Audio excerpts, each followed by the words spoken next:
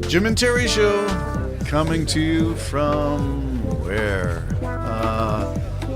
From the sadness and grief that is occupying search and rescue on the east coast off St. John's, Newfoundland, and 12,000, 13,000? 13,500 feet below the ocean, below the surface. So this is a little exploration on our part of things that make sense and don't make sense about the whole thing that is unfolding, because it's been now a few days, almost a week on the news. What do you make of it? What's your takeaway from all that you've seen and heard? There's many, many takeaways. Number one, I told you I was up in the middle of the night praying for them, that they would be found and rescued, and, I'm reminding God there's probably a whole pile of people praying for them, and I hope they get rescued. Hope is dwindling and fast because they only had 4 days of air. So there's, 5 of them down there that'll be doing everything they can to preserve, with no idea where anybody else is anywhere on the face of the earth. It'll be a glorious recovery if they find them and they get to see light again. I think their lives will be super nuclear changed. So I'm saddened about it, and my heart goes out to everybody mourning, or worried and concerned about these people. I say that to say a lot of it's surprising to me that what the people who hold financial power, the attention that they can get. We talked about it. There's a war in Ukraine. There's all kinds of things going up, and all of our attention is this rescue. And apparently really there's never been a rescue this attempt, this quick and organized, this good ever. Not even for the Malaysian Airlines. Why would that be? There's been a whole Russian sub went down with everybody on board. Everybody, 300 people or whatever, went down, and I don't recall it being so in the news. So maybe that was Russia's secrecy. It could be. We're finding out some of the stuff after the fact. But this one is unfolding before our eyes, so it's live. Just off the coast of Canada. It's a live event. It's unfolding. So your first response is, of course, the human response is empathy and compassion for those who are involved in this, those who are in the submersible, the OceanGate vessel, and those who are trying desperately to get technology onto the spot and find what they can find. And it's amazing. Like, you take a ship, someone falls off the ship. They know the time he fell off the ship and everything. Sometimes they never can find that person. They just can't find them. It's hard to search an ocean. It's even harder to search underneath the surface of an ocean. It's just hard to do. And I'm sure they can come with it because it's pitch black. I'm sure they could come within 100 feet of the thing and miss it if they're not tapping on the hull or something. And then whatever you're in would have to have the instruments to be able to pick that up. And there's only so much you can do. So as we stand, I believe there's a Canadian submersible that's actually on the ocean floor, so 13,500 feet down. Canada was also supplying something that could lift something from that depth, 6,000 pounds, up to the surface. But, you can't just hook onto them with 15 minutes of air and pull them 2.5 miles up. They can't do that. So I don't know if they find them, if there's some way they can get oxygen, attach it to the tank so they got refill positions, I don't know. I just hope they find them and they can get them oxygen and then get them back. Well, the owner and designer is on the sub.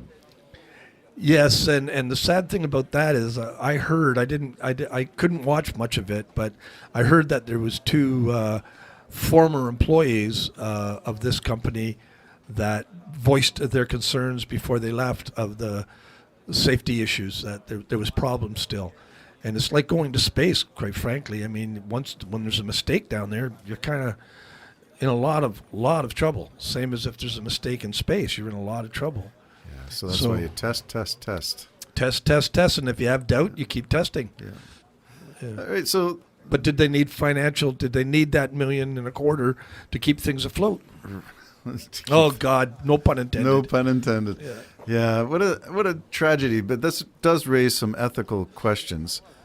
The first, of course, is the occupation in the media of this event, while there are other tragedies of human sorrow elsewhere in the world, not just Ukraine, but the Like boat that India. capsized with the immigrants off the coast of Greece. Oh, it was 3 Greece, to sorry. 500 lost. They're not sure, all that stuff. These are tragedies unfolding. And what about wars that continue to happen elsewhere that we're not even aware of? What about starvation? What about, North Africa? What about Ethiopia? What about the gangs in Somalia? What of all the people at the southern border? Yes. There was thousands. Where are they? Are they all gone? Are they getting fed? Do they have food? Like what's... So all these things have been replaced now by the story of the lost vessel. And that, to me, is kind of... It's interesting. That's what we do, right? We like the shiny penny, the latest, greatest thing. But it bothers me that other things that are maybe more important than the loss of adventurers who risked their... I don't know if they had insurance riders on that thing, but wow. Well, that's the other thing. I mean, it's not these guys. I mean, we do... I can't say it enough. We hope and dream the best that these guys will all be recovered. But all the adventurists that end up causing people to spend hundreds of millions of dollars to find them, recover them, get them back, it just, I mean, for what? Because you wanted to see the bottom of an ocean, because you and I can't do that, Terry. It costs $250,000, I believe, for a seat on that. And one of the passengers on that went to space. Yeah, on the Bezos Blue Origin. Blue Origin. So one up, one down. And thrill seekers, I guess. Mm-hmm. I call them adventurers. Or adventurers. So what do we do? Do we prohibit the common person from doing these things? You shouldn't do it unless you're military or trained or in something. Sort of an oxymoron, isn't it? But like we want to see what's discovered. We want to go there. We want to see the pictures, and then we get mad at the people that take the chance to do it. Yeah. But that's the way it is. I mean, you got to say to yourself, somebody who's adventurous right now. I mean, like right now, there's people. Should these people perish in this submersible, are going to be crushed. Their lives are hurt and destroyed. There are workers and all kinds of things that are going to suffer because somebody needed to go down and see the ruins of the Titanic instead of doing what you and I'd have to do, watch it on TV. Wasn't the wreck of the Titanic found by an ROV? I don't know. I think so. Something like that. Yeah. So nobody went down. No. It When went they down. Discovered it. Yeah. It was discovered, and they surveyed it And took pictures. and now they've scanned it. All these things are done with ROVs. Yeah. Is it necessary now to have humans in a submersible? Well, we talked about this a bit. I mean, the good news is if the guy survives, he sits on his back deck, and everybody, comes in and they talk about how wonderful he is or how wonderful this achievement was. Or, it's like, why do you need a rhino's head on your wall? Same idea. I shot that, man. I shot it. I went to the bottom of the ocean. I don't know why it has to be done when you can... I'll put it this way. I follow SpaceX, and I'm looking forward to when they go to Mars. I hope I get to see it. I'm not going. I don't want to go. I don't want to see it. But I want to see every bloody angle you've got. And I think that is what we can settle for. We got machines now that can go and view things where we really weren't designed to go to, and go down there and do a better job of it than we can.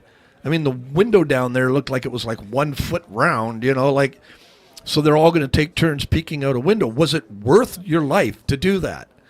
It's not like you're walking on the deck of the Titanic. Yeah. And the pictures would probably be clearer and brighter, taken and enhanced in the studio.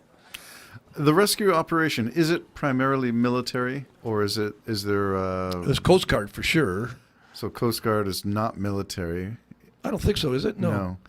But there is the Canadian Forces. Yeah, well, they're lending some equipment, right? Right. And they are staging from St. John's. Yeah, and American forces probably. Yeah. And France is involved. I don't know what part of France.